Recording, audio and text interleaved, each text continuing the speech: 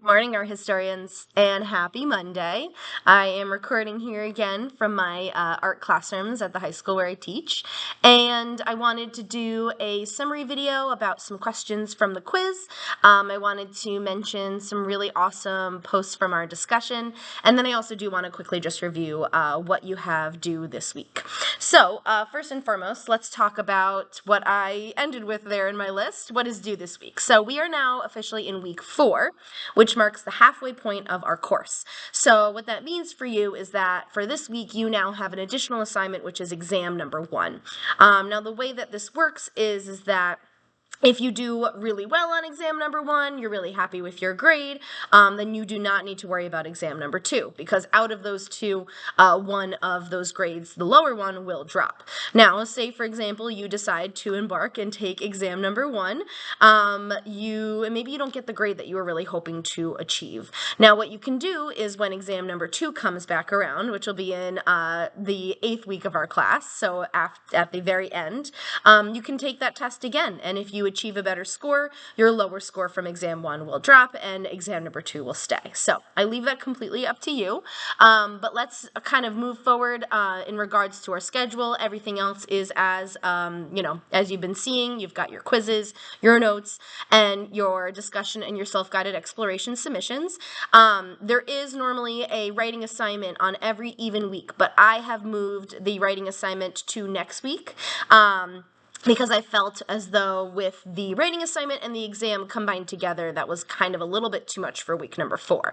Now, what I will do is I will open up the module with that writing assignment in it for those that had planned on doing the writing assignment for this week, so that way you have access to it in case you did want to, but I am changing the due date for that for the end of week 5 instead of the end of week 4. So let's talk a little bit about our discussion this week. I wanted to give a little bit of credit to those that had discussed the Cradleboard. Heather had brought up that it was a truly exquisite work of art, and Emily had commented further about how the creation of this piece really showed cohesion despite a lot of people being involved in its creation. And I really think that's a very interesting point that you might not necessarily maybe fully process or realize if you didn't spend that awesome time really looking at the work of art.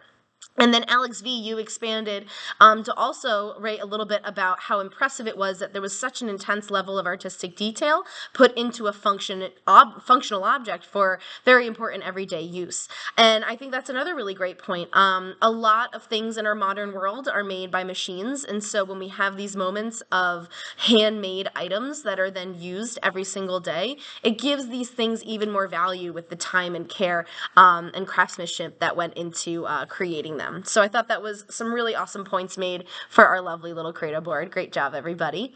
And I also wanted to point out that a lot of you had written a little bit more about Gail Gann, which is awesome. He is a very intriguing character in my point of view. Well, I think he made some really great artwork, and I think he interacted very strongly with a lot of other artists like Van Gogh, and influenced them in their style and encouraged them.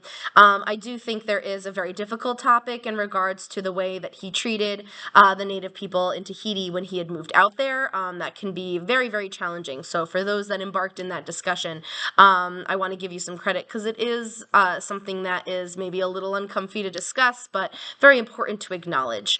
Other than that, though, Fatima, you noticed that after spending some time looking at the artwork, you really noticed the brushstrokes in Mango Trees by Gauguin.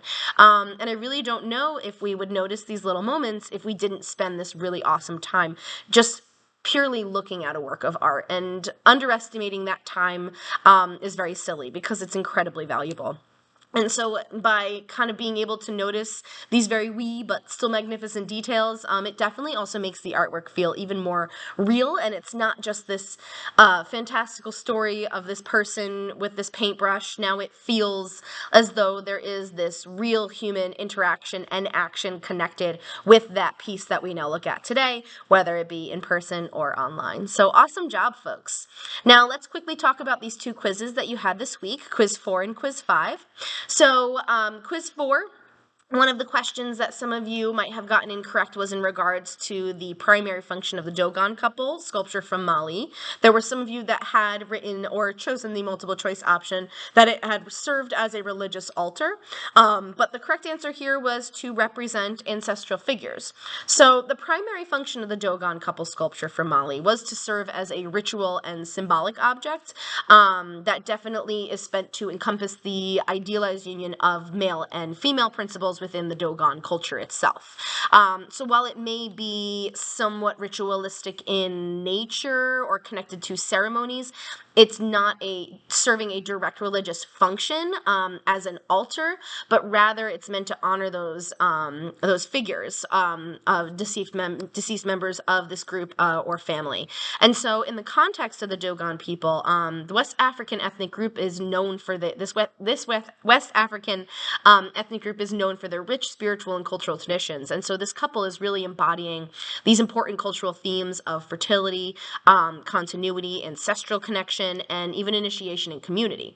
So the primary function of this sculpture is definitely can be considered a ritual object, and which is a very important distinction from a religious object. So it definitely is embodying the balance of life, fertility, and the spiritual connection between humans, their ancestors, and the divine. And then we have the Ikenga figure from Nigeria, symbolizing which of the following. And some of you had written down or had chosen the option that it was for ancestral guidance, some for wealth and prosperity. The correct answer here would be for protection and strength. And so this traditional wooden figure from the Igbo people in southeastern Nigeria is symbolizing strength, achievement, and personal power. And the term Ikenga roughly translates to place of strength or strength of the right hand in Igbo, which reflects its symbolic meaning. And so it's associated with male figures typically.